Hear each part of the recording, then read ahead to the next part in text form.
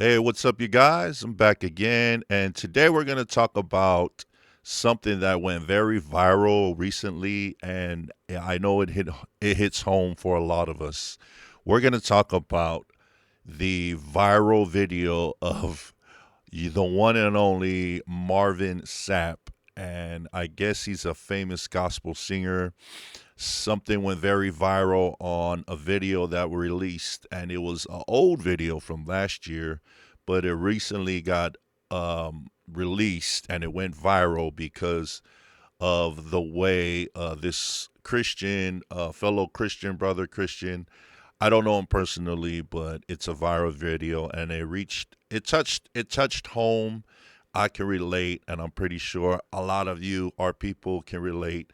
Our Samoan people and people from all over the world who attend church as Christians can relate to these type of subjects, especially when it comes to matters. So I'm gonna show a little clip right here. I said, close them doors. Ushers, close the doors. Close the doors. Close the doors. It's 1,000 that's watching online.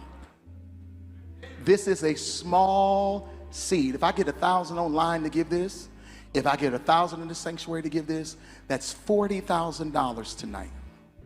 Now, everyone up here, we've all sowed and seeded, but I need everyone standing up here with us, with me, to plant a seed of $100. Because again, it costs to sit up here. And this is what I need you to do. If you're giving electronically, or even if you're giving tangibly, I'm gonna have y'all come to the altar and give it, because I need to see 1,000 people moving. Bring them baskets. I want the baskets up here. I want to see the folk. Y'all start moving. Y'all can bring it right now. Come. 1,000 people need to give $20. 1,000 people need to give $20. 1,000 people online need to give $20. And just talk about a little bit about what I got from that clip, and I'm pretty sure what you guys also have feelings towards this type of clip.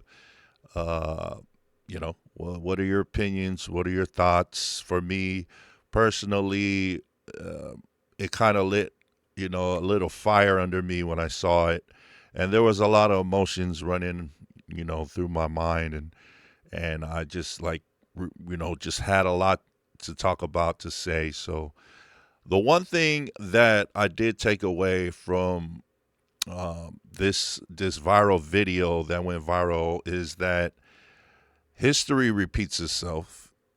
History does repeat itself. These type of so-called offering givings, or in other words, you say takings, it happens all the time, and it happens, in today's present. It'll happen in the future, and it's happened in the past, and it won't end. It won't stop. But with technology nowadays, social media, now it's out there for us to see, and it's out there for us to talk about. So one thing I took away from that was this is nothing new. It's always happened. It's happened so many times.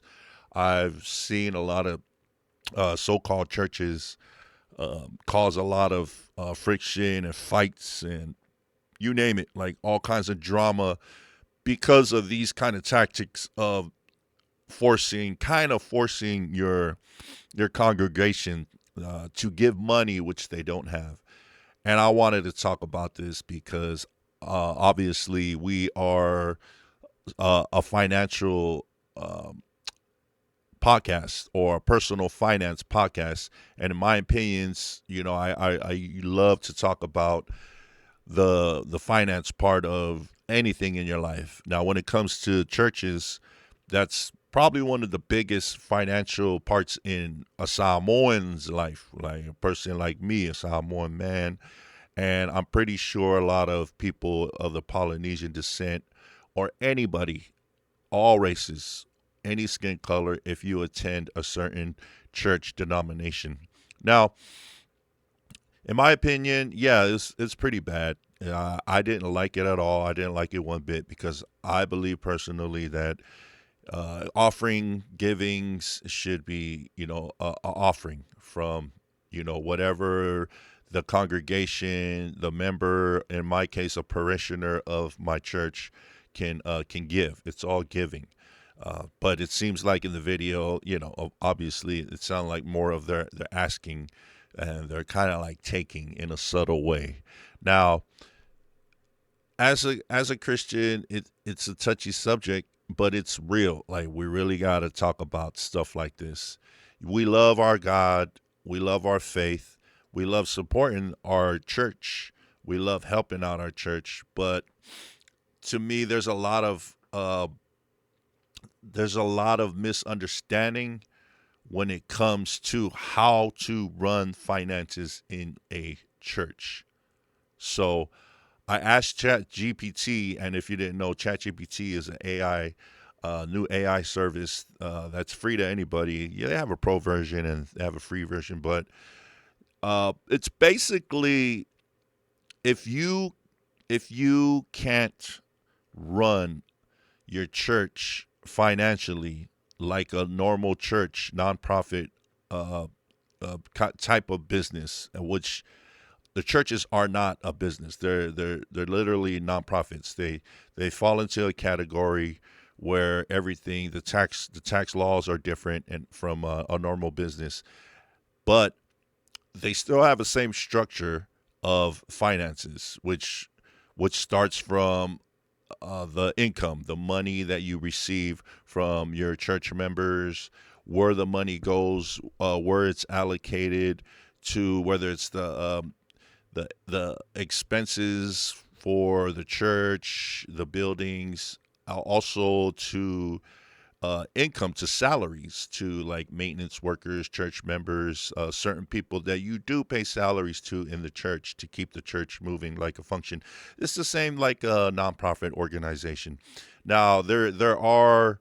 Let me see if I ask ChatGPT here. I'll just go ahead and ask. I got ChatGPT here. I don't know if you guys can see it. It's something like, it looks something like that. What is this? Yeah, iOS. It kind of looks like something like that. There's like a little logo there, and you can actually talk to it. Like, it'll get like full on conversations. So I'm gonna have a conversation with ChatGPT, see what happens. Let's see here. Turn the volume up. Hey, what's up? Are you Sure. there? Not much. Just here to chat and help out. How about you? Anything on your mind? Yeah, so I'm doing a podcast, or we're not a podcast. I'm doing a video for my YouTube channel, and we're talking about Marvin Sapp and the viral video of him forcing, or not, well, forcing the doors to be closed on the for the ushers to close his doors, but mainly the money part. What is your opinion on the money part? That sounds interesting. Marvin Sapp is known for his powerful gospel music. If I understand correctly, you're discussing a video where there's a focus on financial aspects. It's always a good idea to approach such topics thoughtfully, considering both the artist's intentions and the broader context. What specific angle are you exploring regarding the financial part? So I just basically want to know how a church runs their finances the proper way. Church finances can be complex, but generally, transparency and accountability are key. Many churches follow guidelines that include 1. Budgeting, creating a budget to plan income and expenses. 2. Financial reporting, regularly sharing financial statements with the congregation to ensure transparency. 3. Donor intent, respecting how donations are intended to be used, whether for specific programs or general operations. 4. Oversight, having a finance committee or board to oversee financial decisions. Do you have any specific aspects you're curious about? Well, that's great information. Just basically trying to figure out the proper way, or let's say, is the order of a church, how it's run financially. What is the order? Is there a president, secretary, treasurer, stuff like that? In many churches, the financial structure typically includes several roles to ensure proper management. 1. Pastor or minister, often oversees the church's overall activities, including financial decisions. 2. Board of Elders or Deacons provides guidance and oversight for the church, including financial matters. 3. Finance Committee, a group responsible for budgeting, financial planning, and reporting. 4. Treasurer, manages the church's finances, including maintaining financial records and ensuring funds are used appropriately. 5. Secretary, handles administrative tasks, which can include financial documentation and communication. The exact structure can vary depending on the denomination or specific church practices. Now, as a church in the United States, is a church considered nonprofit, and are there tax write-offs? In the United States, most churches are considered nonprofit organizations and are typically exempt from federal income tax. This tax-exempt status is granted under Section 501c3 of the Internal Revenue Code. Here are some key points. 1. Tax-exempt status. Churches do not pay federal income tax on donations or income related to their religious activities. 2. Donations. Contributions to churches are generally tax-deductible for donors, provided the donor itemizes deductions on their tax returns. 3. Regulations. While churches are not required to apply for 501c3 status, most operate under this exemption and follow guidelines to maintain compliance. 4. State laws. Some states may have additional requirements or benefits for churches. Overall, churches enjoy certain tax benefits, but they must operate in accordance with You just cut off on me? All right. tax-exempt status. Okay, thanks for the information. Say bye to my viewers. Hello to all the viewers. Thanks for tuning in. That's pretty cool. And that's ChatGPT. My homie ChatGPT. And then afterwards it'll show like the conversations you had, and you can like scroll to you can scroll to see all the conversations that we were just talking about. So basically, I just wanted to talk a little bit about that. And ChatGPT says, it's you get a lot of tax write-offs, benefits from the church, basically. So you need transparency. That's what I heard a lot of, which of course transparency when it comes to your money, your coupe when you're giving it to the church. If the transparency is the number one key, that's important. Say like after when you have meetings, even giving it to all the members, the monthly breakdown of expenses, what you call the church fund, building fund, all the funds, and then it'll break down the cost, the expenses, what's left over, the offerings, what's given, and stuff like that. I think that's the best way to run like your financial system in the church.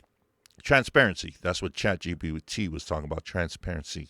So I believe that if you don't have any transparency and you're begging or you're kind of like telling people to close the doors and let's get all this money we can from people, and to me that's not what the spirit church is meant to. I don't think, as a Christian, my belief, I don't think that's what God intended us to do. I know it takes money.